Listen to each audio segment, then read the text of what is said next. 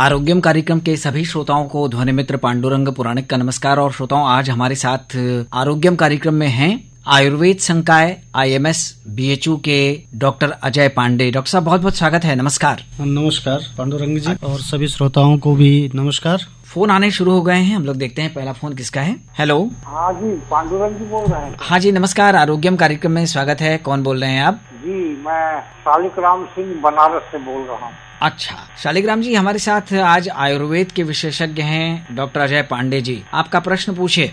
मैंने अपने पैर में जो है ज्वाइंट रिप्लेसमेंट करवाया था 2017 में। तो अब वो जो है कभी कभी दर्द करता है, उसमें बड़ा दर्द रहता है, और इसकी वजह से जो शिगुनी है उसके अंदर भी दर्द रहता है। जी डॉक्टर साहब नमस्कार। नमस्कार। ज्वाइंट रिप्लेसमेंट के बाद में अगर दर्द है तो पहले तो जहाँ पे आपने ज्वाइंट रिप्लेसमेंट कराया है उनसे भी एक बार संपर्क कर सकते हैं। साथ ही मैंने संपर्क किया था, लेकिन उनका ये कहना है कि वो कभी कभी दर्द रहेगा, क्योंकि वो सिरामिक वाला डाला हुआ है। जी जी, थोड़ा दर्द तो होगा। वजह से वो नीचे बता रहे हैं चिगुनी के ऊपर और जांग के जहाँ डाला गया उसके नीचे बीच में थोड़ा सा रिएक्शन टाइप का हो जाता है बड़ी उम्र वालों को। सबको नहीं होता, लेकिन बड़ी उम्र वालों को हो जाता है। तो उसमें कुछ स्थानीय उपचार आप कर सकते हैं आयुर्वेद की दृष्टि से। कोई दवा अगर आप बता सकें तो। दवा तो खाने के लिए दवाएं तो बहुत सी हैं, लेकिन एक बार असेस करना होगा और देखना भी जरूरी है कि क्या है, क्योंकि ज्वाइंट रिप्लेसमेंट है ऐसा तो नहीं है। हमने डॉक्टर साहब को यहाँ बनारस में दिखाया था जी, तो उन्होंने ये बताया कि बड़ी उम्र के होने पर सबको नहीं होता, लेकिन नीचे घुटने के पास थोड़ा सा कभी कभी रिएक्शन हो जाता है। उसके लिए उन्होंने 4 प्रकार की दवाएं हमें लिखी। 2 दर्द की दवा जो कि 2 से 3 बार खाना पड़ता है, उसके बाद कैल्शियम की दवा उन्होंने लिखी है, और पाउच एक आता है विटामिन डी का।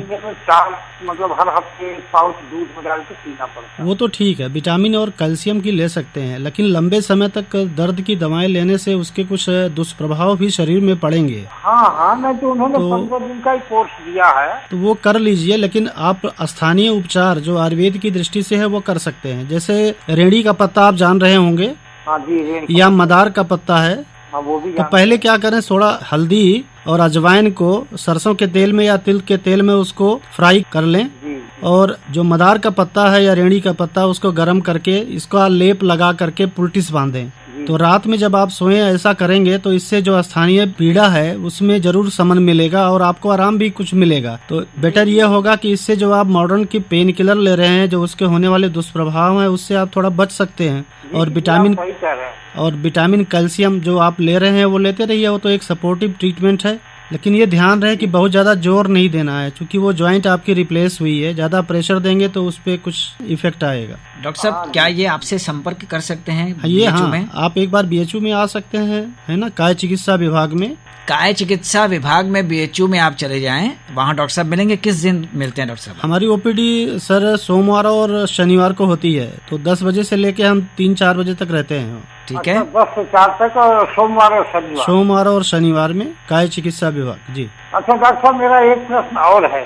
बताएं। मेरी एक जो है भाई लड़के की बहू, तो उसकी उम्र आज शादी के 10, 12, 15 साल हो गए हैं जी, लेकिन उसका कुछ हुआ नहीं है अभी तक जी। और काफी दवाएं की गई, सब कुछ करने के बाद भी कोई रिजल्ट नहीं निकल पा रहा है। दोनों का असेसमेंट हुआ है, जांच वगैरह हुई है? जी हाँ, दोनों का ही हुआ है। तो दोनों की जांच अगर हुई है तो उसको एक बार जरूर दिखाएं, हमें देखा जाए कि क्या है उसमें, प्राइमरी डिफेक्ट है या किस प्रकार की पैथोलॉजी हो रही है, किस प्रकार की विकृति हो रही है, तो उसको देख के कुछ सुझाव दिया जा सकता है। ठीक है, हम आपको दिखाने की कोशिश करेंगे। जी जी, जरूर मिले। ठीक है, बहुत धन्यवाद। ठीक है, धन्यवाद। नमस्कार। हेलो। नमस्कार सर जी। नमस्कार। आरोग्यम कार्यक्रम में आपने फोन मिलाया है, अपना परिचय दीजिए।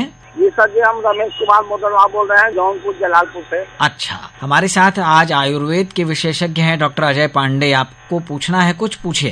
सर जी, यही पूछना था कि जैसे कि करे 8-10 साल से बच्चा नहीं हो रहा है जी, तो उसका क्या उपाय है, क्या करना चाहिए? बच्चा नहीं हो रहा है तो दोनों को देखना कि बच्चा नहीं हो रहा है तो उसमें 30% महिलाएं उत्तरदायी होती हैं। जो महिलाओं से संबंधित कारण है उसको असेस करना होगा, और लगभग 30% केसेस में जो है वो पुरुष जिम्मेदार होते हैं। तो दोनों के कारणों को देखना पड़ेगा कि क्या कारण है। तो अगर जांच वगैरह हो गई है तो एक बार उस रिपोर्ट को लाके हमको आप दिखा सकते हैं, हम देखें कुछ जरूर उसमें आपकी मदद कर सकते हैं। तो जैसे कहाँ पे दिखाना पड़ेगा सर? मैं BHU में हूँ, काय चिकित्सा विभाग में, जी सरसुंदर लाल हॉस्पिटल, काय चिकित्सा विभाग। और सोमवार और शनिवार को हमारी OPD होती है। जी तो आप दोनों की जो है रिपोर्ट आप एक बार ला करके हमसे संपर्क करें, जी। तो जरूर हम आपकी कुछ मदद कर सकते हैं उसमें एक बार। तो दोनों लोग को आना पड़ेगा सर जी? हाँ, दोनों को आना पड़ेगा, क्योंकि प्रॉब्लम किसी एक के द्वारा नहीं होती है, प्रॉब्लम दोनों के द्वारा हो सकती है। नहीं, पहले भी एक बच्चा हुआ है। हाँ, तो उसको देखते हैं सर, एक बार उसको देखा जाए, असेस किया जाए, तो और आगे इशू चाहते हैं तो उसके बारे में हम लोग विचार कर सकते हैं, देखें एक बार। ठीक है, धन्यवाद। हेलो हेलो, हाँ नमस्कार, आरोग्यम कार्यक्रम है, हाँ अपना परिचय दीजिए। नमस्कार पांडुरंग साहब जी। हाँ, हम मऊनाथ भंजन से बोल रहे हैं, न्यू बालाजी नगर कॉलोनी भिंडी से PN गुप्ता जो। अच्छा गुप्ता साहब, हमारे साथ डॉक्टर अजय पांडे हैं, आयुर्वेद के विशेषज्ञ। आपका प्रश्न पूछिए। डॉक्टर साहब नमस्कार। नमस्कार डॉक्टर साहब, ये आज संधिवात के बारे में जरा सा हम जानना चाह रहे हैं जी। ये क्या रोग है, किन कारण से होता है और इसके निदान के उपाय क्या है? देखिए, संधिवात आयुर्वेद में इसको माना गया था कि ये वृद्धावस्था की व्याधियां हैं। अच्छा। संधियों में होने वाली आयुर्वेद में 3 प्रकार की मुख्य व्याधियां हैं, जिसको एक संधिवात, एक आमवात, एक वातरक्त के नाम से जाते हैं। अच्छा जी। जो संधिवात है, ये आयुर्वेद मानता है कि जब उम्र के पड़ाव, आखिरी पड़ाव पे पहुंचते हैं तो जोड़ों की समस्याएं उत्पन्न हो जाती हैं। अच्छा अच्छा। और एक उम्र का आखिरी पड़ाव किस उम्र को माना जाएगा? उम्र का 60 साल के बाद आप मान सकते हैं। अच्छा। और ऐसा माना जाता है, जो आधुनिक जो शोध हुई है उसमें मानते हैं कि 40 साल के बाद में कुछ न कुछ जोड़ों संधियों में विकृतियां प्रारंभ हो जाती हैं। जी जी। तो आज की जो बदलती जीवन शैली है उसने भी काफी कुछ इसमें अपना प्रभाव डाला है। अच्छा जी। बदलती जीवन शैली के द्वारा जो हमारे खान पान, रहन सहन, इसमें बहुत से बदलाव आए हैं।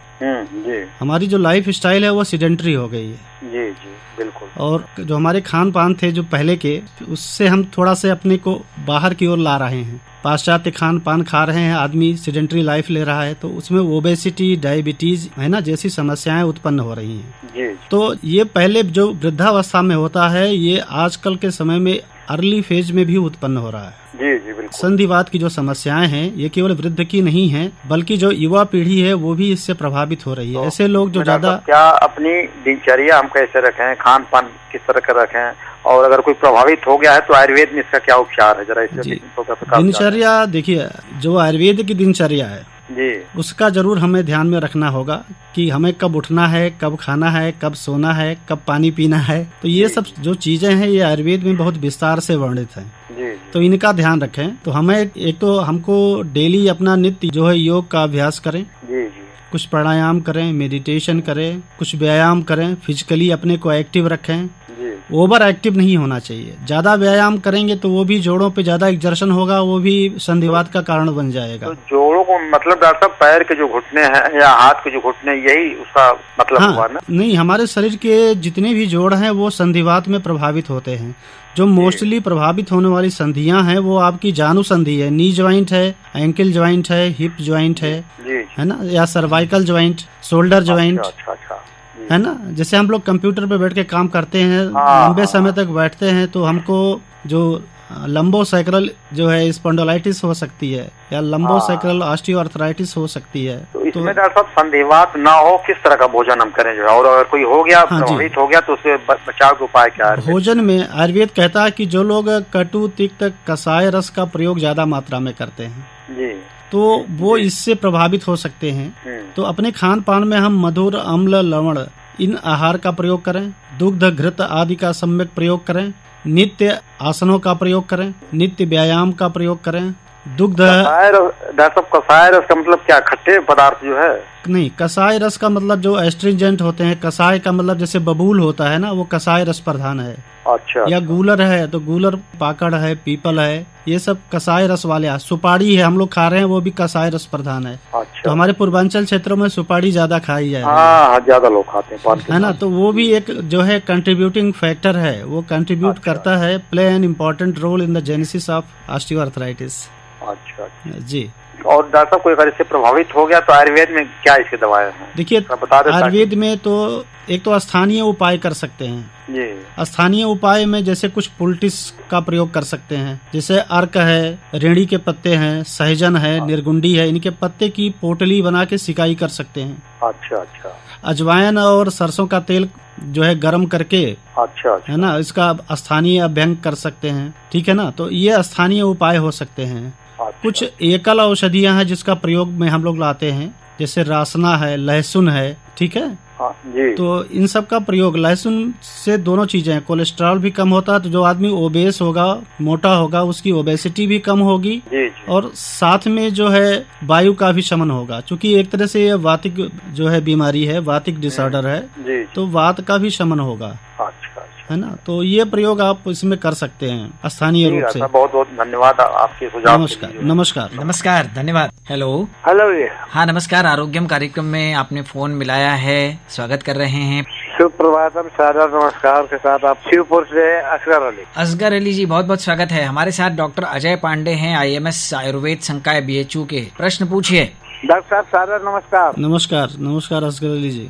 घुटने के दर्द जो है, अब इसमें आर्थराइटिस है दोनों घुटने में, तो ये बहुत दवा हो रहा है लेकिन सही नहीं हुआ अभी तक। करीब 7-8 साल पुराना आर्थराइटिस है। बहुत से डॉक्टर लोग देखा, होम्योपैथिक भी एलोपैथिक भी सब है। असगर अली जी, किस प्रकार की ऑस्टियोआर्थराइटिस है? तमाम जांच, कुछ इन्वेस्टिगेशन वगैरह भी हुए होंगे आपके? हाँ, एक्सरे वगैरह सब पहले ही से हो चुका है। मतलब चलने में प्रॉब्लम होता है। मेरा वाइफ का है। उम्र कितनी है? उनकी भी तो 70 के ऊपर है। 70 के ऊपर है। कितने सालों से है? ये करीब है 6-7 साल से। 6-7 साल से है। और तो यहाँ आने के बाद हुआ है। ओबेसिटी ज्यादा है, ज्यादा मोटी है?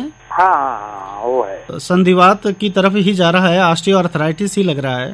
जी जी जी। तो एक बार कभी BHU में आके दिखाने का प्रयास करें, उसको देखा जाए तो कुछ सुझाव आपको जरूर दिया जा सकता है। फिलहाल के लिए कुछ आप उपाय कर सकते हैं। एक तो आप नी कैप जरूर लगाएं। अच्छा।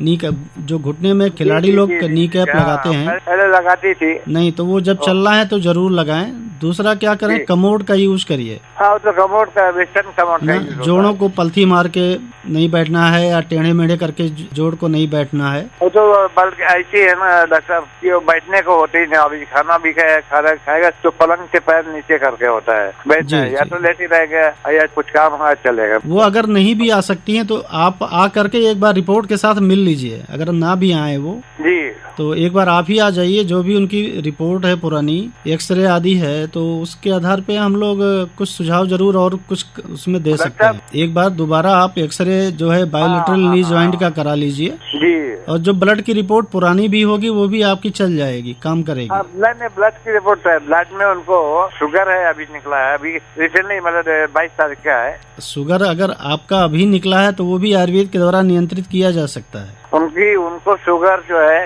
148.8 है, तो उसको नियंत्रण में लाया जा सकता है। बरसते की आप एक बार मिलें जरूर जी। अच्छी बात जी। चलती है तो दर्द होता है, लेटे रहेगा तो दर्द नहीं होगा। एक बार आप परामर्श के लिए डॉक्टर साहब से मिलकर देखिए BHU में, हो सकता है आराम हो जाए। ठीक है जी जी जी जी। चलिए, बहुत धन्यवाद। ओके डॉक्टर साहब, नमस्कार। नमस्कार जी।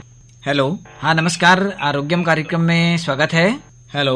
हेलो, नमस्कार, आरोग्यम कार्यक्रम में स्वागत है। कौन बोल रहे हैं? प्रणाम सर, हम रामसूर सिंह बोल रहे हैं, सिमौर पदमपुर गाजीपुर जिले से। अच्छा, हमारे साथ आज आयुर्वेद के विशेषज्ञ हैं डॉक्टर अजय पांडे। आपको पूछना है तो पूछिए। हम जो है घुटने की हमको शिकायत है, घुटने में दर्द का। जी बताएं, कब से है शिकायत आपकी? शिकायत तो 2-3 साल हो गया। आपकी उम्र क्या है? उम्र हमारी 77 साल होगी।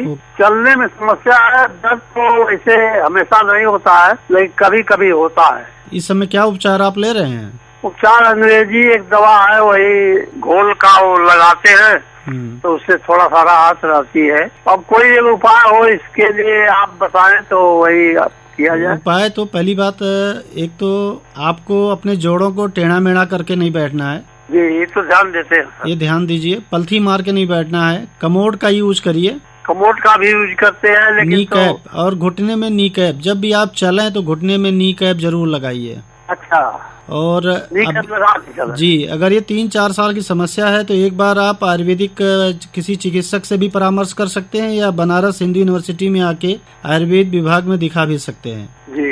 तो वो ज्यादा सही रहेगा।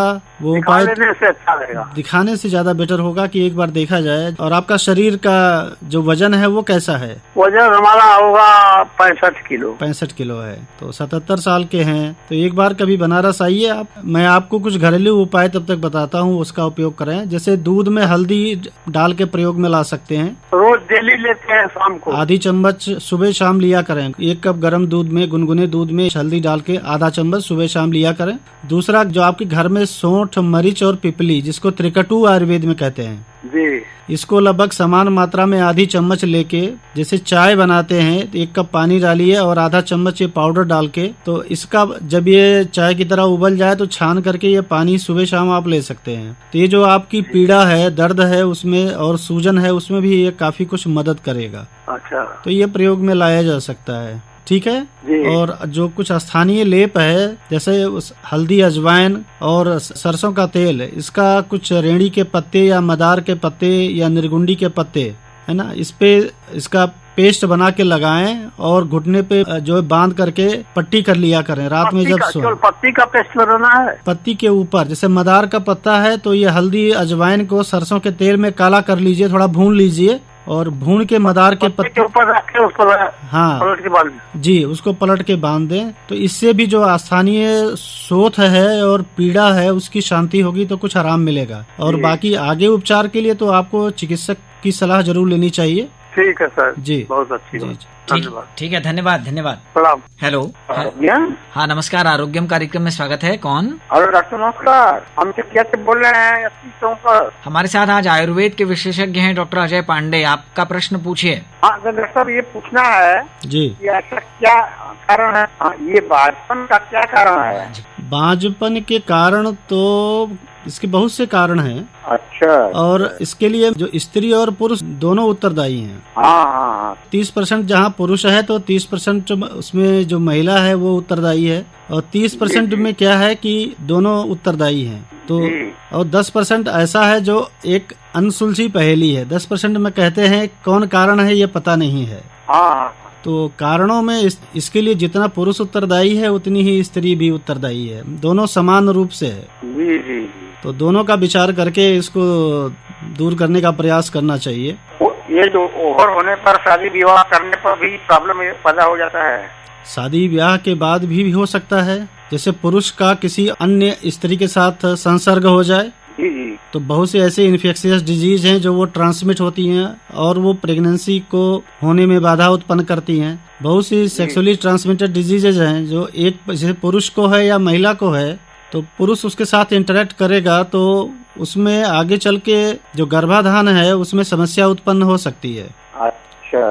तो ये बाद में भी हो सकती है। तो इसके लिए कारण खाली स्त्री है ऐसा नहीं है, बहुत सी बीमारियां भी हैं जो इसके लिए कारण हो सकती हैं। अनेक प्रकार की बीमारियां, जैसे किसी को डायबिटीज हो रही है हाँ। तो वो भी एक कारण बनती है आगे चल के, बंधत्व का, बांझपन का कारण बन जाती है।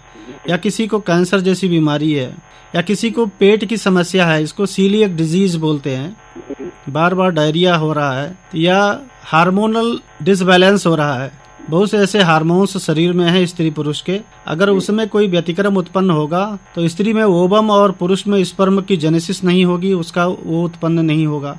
कुछ ऐसे कारण भी होंगे जो जन्मजात होंगे। अच्छा। उसमें कई प्रकार के, जैसे एड्रिनल ट्यूमर हो सकता है, या एड्रिनल ग्लैंड की एब्सेंसिया हो सकती है, पिट्यूटरी ग्लैंड के ट्यूमर हो सकते हैं, या कंजेनाइटल एब्सेंस हो सकता है, ओवरी ही एब्सेंट है, कंजेनाइटल टेस्टिस ही नहीं है। तो ये सब कारण हो सकते हैं। बहुत से रोग भी होते हैं, जैसा अभी हमने चर्चा किया डायबिटीज का, या फाइलेरिया की समस्या हो सकती है। टेस्टिस में फाइलेरिया हुआ तो वो आगे चल करके स्पर्म तो बनता है लेकिन वो किल हो जाता है। जो निकलने वाला स्पर्म है वो वायबल नहीं होता है, मोटाइल नहीं होता है, तो है ना, such type of sperm is unable to fertile the ovum. तो बहुत से कारण इसके लिए हैं। उन कारणों पे विचार करके उनका ध्यान में रखते उनका उपचार करना चाहिए। ओके जी ठीक है, धन्यवाद। डॉक्टर साहब, आपने ये बहुत सारे कारण बताए और निश्चित रूप से इन कारणों का यदि उपचार हो जाए तो संभावना बनती है कि जो लड़की है उसको मातृत्व का, या जो लड़का है उसको पितृत्व का सुख मिल सके। जी जी। डॉक्टर साहब, जैसे विवाह हो जाने के बाद बहुत सारे लोग प्लानिंग भी करते हैं, आजकल जो आधुनिक चलन है, और उसके बाद ये होता है कि नहीं अब इशू होना चाहिए, तब समस्याएं सामने आती हैं। तो एक ऐसी सलाह आपकी तरफ से मिल सकती है हमारे श्रोताओं को कि वो कब से जागरूक हो जाएं कि वो आगे अपना जो परिवार है उसको बढ़ाने के लिए तैयार हैं, कोई समस्या तो नहीं है, इसके लिए उनको क्या करना चाहिए? जी, शादी होने के 1 साल के अंदर अगर प्रेगनेंसी नहीं ठहरती है जी, तो उनको विचार जरूर करना चाहिए। अगर वो कंट्रासेप्टिव आदि का यूज कर रहे हैं, कुछ लोग चाहते हैं कि हम डिलेड जो है संतान की प्राप्ति करेंगे, जी, तो अगर वो डिलेड जो उसके मीजर्स है उसको अपनाने के बाद उसको मतलब हटा देते हैं और हटाने के बाद भी संतान की प्राप्ति नहीं होती है जी, 1 साल के बाद, तो उसको बांझपन की संज्ञा दी जाती है। जी, बांझपन का जो अर्थ होता है सामान्य रूप से बोलचाल की भाषा में इसको बंध्यत्व भी मतलब कहते हैं, जी, या संतानहीनता।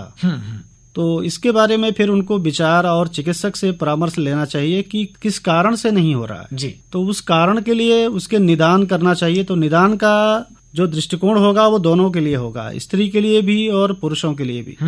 तो पुरुष जो हार्मोनल एस्टिमेशन है उसका जांच करना चाहिए कि कोई हार्मोन की जो है डिफिशियंसी तो नहीं है, जी, या अल्ट्रासोनोग्राफी टेस्टिस का करना चाहिए, टेस्टिस में एजेनेसिस आदि तो नहीं है, कोई ट्यूमर आदि तो नहीं है। जी, साथ में सेमाइनोग्राम कराना चाहिए, सीमेन की क्वांटिटी कितनी है, वो मोटाइल है या कि नहीं है। जी, पता लगा क्वांटिटी तो है लेकिन वो मोटाइल ही नहीं है, पेशेंट जो स्पर्म है वो अनेबल टू मूव, तो मूव भी नहीं करेगा तो वो फैलोपियन ट्यूब तक नहीं पहुंच पाएगा। जी, तो इन कारणों को देखना चाहिए। स्त्रियों में बहुत से कारण होंगे, कुछ कारण स्त्रियों में तो कंजेनाइटल भी हो सकते हैं, जैसे फैलोपियन ट्यूब की ब्लॉकेज हो सकती है, या मासिक धर्म में अनियमितता। जी, स्त्रियों में अगर मासिक धर्म में अनियमितता आती है तो इस तरफ ध्यान जाना चाहिए।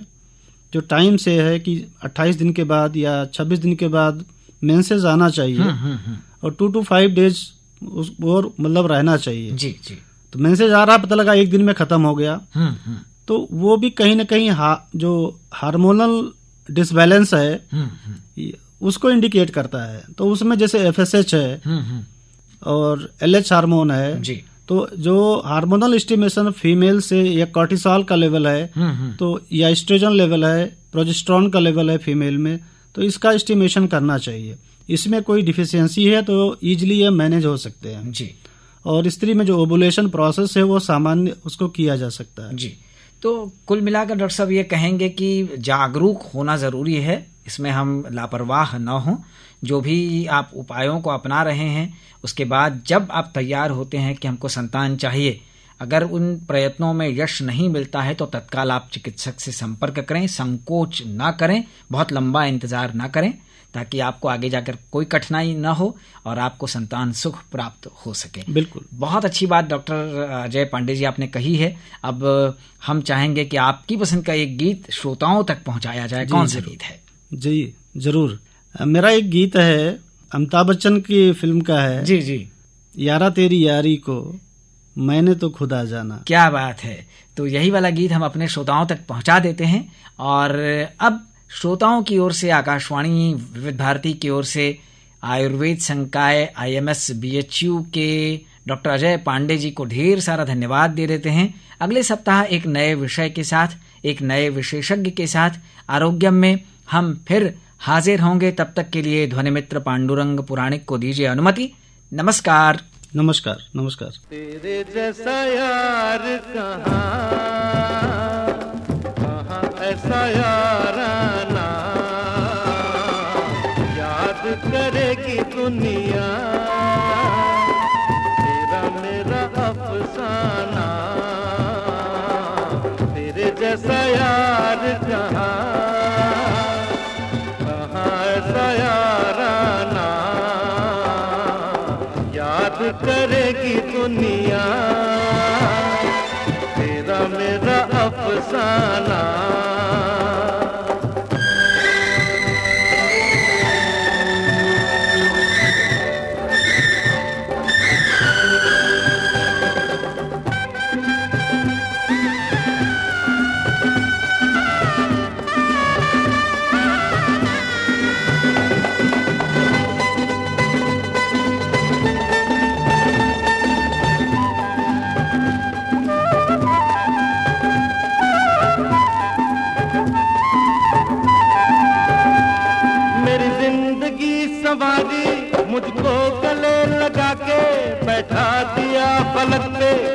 खाक से उठा के।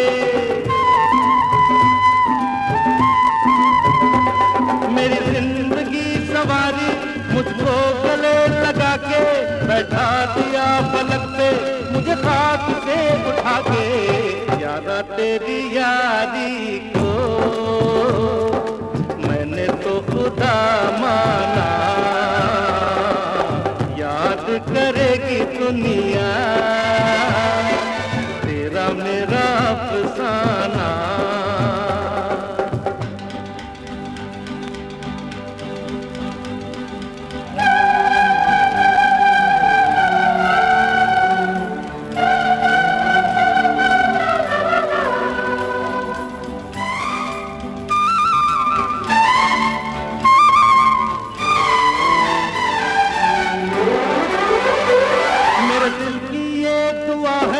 कभी दूर तू न जाए, तेरे बिना हो जीना वो दिन कभी न आए। मेरे दिल की ये दुआ है, कभी दूर तू न जाए, तेरे बिना हो जीना वो दिन कभी न आए। तेरे संग जीना यहाँ, तेरे संग मर जाना।